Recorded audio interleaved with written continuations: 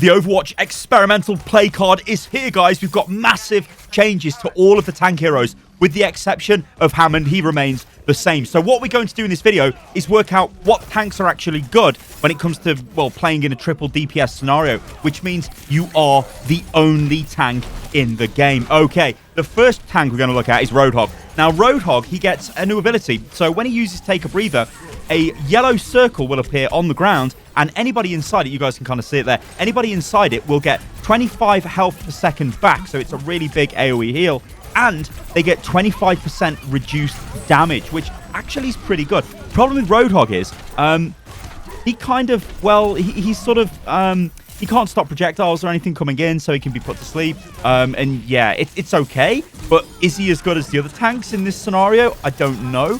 They have buffed his chain hook, though, so now it's on a 6-second cooldown instead of 8, and they've nerfed his primary fire. And whole hog now takes 15% longer to charge. That's pretty much hog. Like, I'd say a hot take on hog would be he's not great in this current state, because he can't stop damage, which is a bit of a problem when it comes to a main tank. All right, let's move on. Let's take a look at Zarya. This is incredible. Look at that. It's actually incredible. Look at it. So Zarya, the way she works now is she has got... Oh, it must be said as well, a lot of the tanks have been changed with the health. Hog hasn't. Hog remains the same with his HP value. However, Zarya, this is just incredible. Just watch this. Just watch this. This is just crazy. So what they've done with Zarya is when you use projected barrier, anybody within 8 feet will get a projected barrier. So you've seen it there. Literally the entire team got a projected barrier there, which means I get a ton of charge. Your personal barrier still remains the same, apart from it's now on an 8-second cooldown instead of 10, which is a bit ridiculous. So these are the notes on Zarya. Shield health pool increased from 200 to 300, so the shield's just more effective that you've got on your person. So your total health is 500. Maximum energy gain per barrier is decreased from 40 to 30, but honestly, it doesn't matter. They could probably decrease that to 20 and it wouldn't matter, because when you can apply a barrier to everybody around you, you just get 100% charge, and it's like, well, there you go. Thank you very much for coming. Particle cannon, primary fire, maximum primary fire damage has been reduced from 170 to 140. Again, it's a DPS nerf just to offset the fact that she's going to have, well, loads of charge all of the time. A secondary fire as well sees its damage reduced, although only by 5 from 95 to by 15, sorry, from 95 to 80. Particle barrier, again, I did touch on that a little moment ago. It's now on an 8-second cooldown instead of 10. And yeah, the big one is the ally particle barrier, which I like to call projected barrier. But basically, this bad boy, it now creates barriers on all allies within 8 meters, sorry, not feet, of your target, which is ridiculous. And the duration is increased from 2 to 3 seconds. Now, this is the most fun tank to play right now in experimental mode. I'm not going to lie. It's just ridiculous, because you can do so many different things with this. Like, you can act as a dive tank, although, well, you're Zarya, so you're not really dive, but it doesn't matter, because remember, you've got 3 DPS. If the DPS are like Doomfist, Genji, Tracer, and they just all go in like massive YOLO, you can just be like, oh, all have a barrier. And then you get, well, 100% charge, and then you're like... and then you just run in and then you just start killing people. She's very fun to play. Go and check her out, guys, on the experimental card. I'm a Zarya player. I've enjoyed playing Zarya in the past, so I think I just kind of fit into this a little bit naturally. But as a main tank, this is a completely radically different way of playing. It's not like Hog. Remember, Hog just puts down a healing field on the ground and a damage reduction field. That doesn't actually stop projectiles. Zarya can stop projectiles with her bubble, so she can use that to block stuff. She is just a way better tank in this mode than Hog. In fact, Hog is bad. Like, I honestly think Hog is just not great. I mean, and this is anecdotal evidence based off me playing since this went live, but he does not feel good at all. Zarya, on the other hand, she feels really, really good in this mode. But you guys have got to remember, this is, well, you've got one tank. There's no other tank. There is no support here. You are the literal only tank in the game. This is on the experimental card as well, so this doesn't mean it's going live. So don't be sitting there like, oh my god, what the hell, this is going live. It probably isn't going to go live, because this is such a radical change to the game. But it's still really frightening. The one thing I'm not going to touch on in this video too much is playing DPS. I haven't played enough DPS at the moment to sort of get to grips with how it feels, but from a tank perspective, it does feel, well, very chaotic, especially when I get to showing you guys the Reinhardt section a little bit later in this video, so do stay tuned for that. All right, Deva.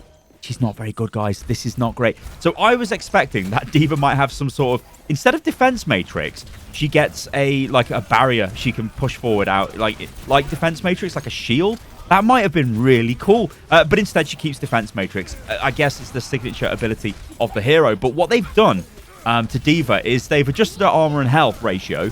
So she's now got more armor. So a health pool, armor health pool, sorry, has gone from 200 to 400.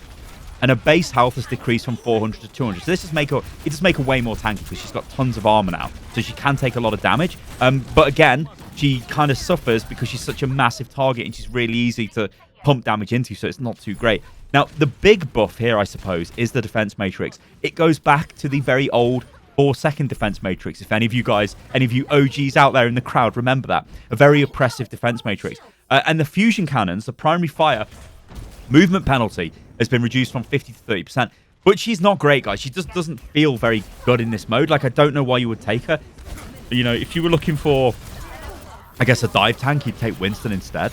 You're not going to use this as a frontline tank because it's just so fragile. Even though it's got a ton of armor now, it just gets farmed and it just it doesn't feel great.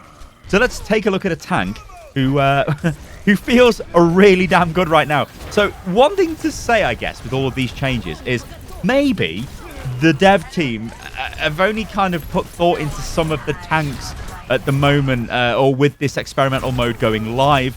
And yeah, that's Reinhardt. And you can feel that Reinhardt is, he does feel pretty good in this mode. But again, Reinhardt could just be, well, good because he's Reinhardt. So what they've done to him is this.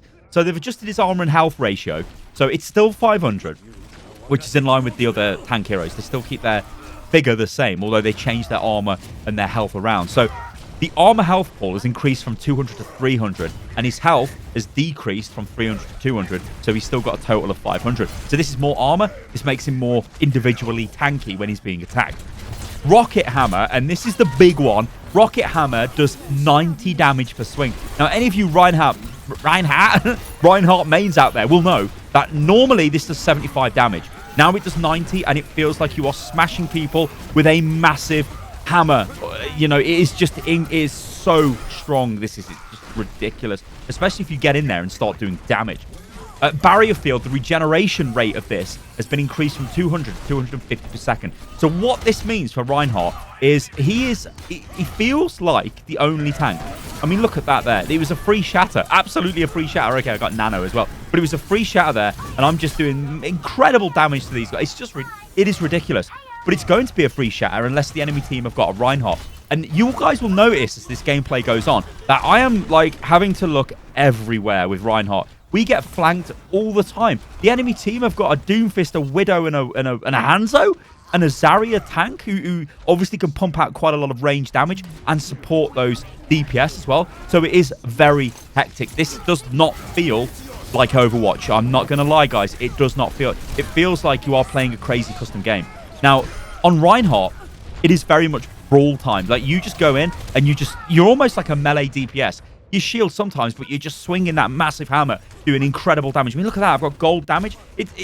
I was laughing at that. I'm like, there's no way I'm going to get gold damage because surely our DPS can just farm them, I guess. But it's kind of, yeah, it's crazy. It's absolutely crazy. So I'll just quickly go over the other changes to the tanks, and then we'll get back to this gameplay because in terms of winners and losers, Reinhardt feels great in this mode. Reinhardt and Zarya feel incredible. The other tanks, not so much. So Sigma, he only gets a little bit of a change. So his regeneration rate is increased from 120 to 200. Now, this is on his projected barrier or experimental barrier.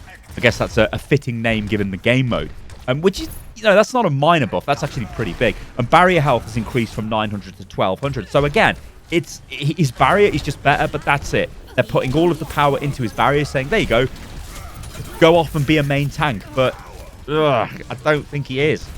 Winston gets a pretty hefty buff as well. So armor health pool has increased from 100 to 200.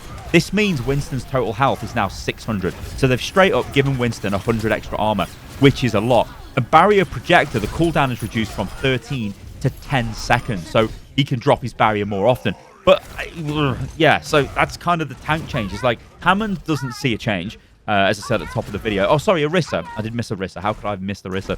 So cooldown reduction from 10 seconds to 8 seconds on protective barrier.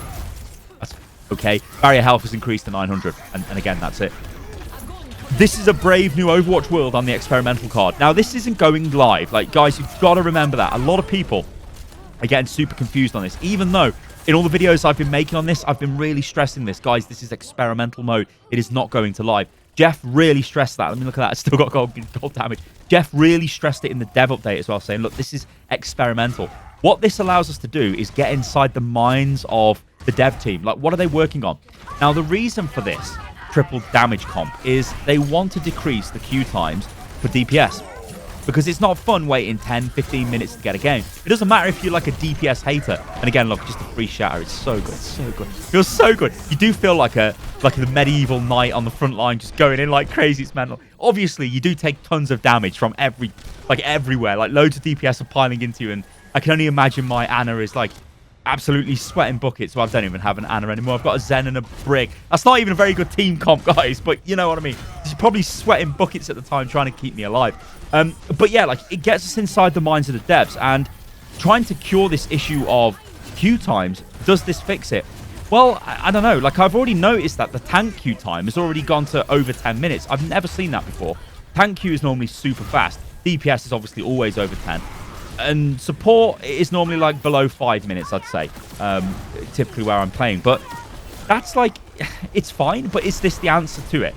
Like from me playing this, it feels like Overwatch has become more of a brawly arena-style shooter in a way. As the tank, I feel like there's a ton of pressure on me. I don't necessarily mind that. Like, I'm okay with that.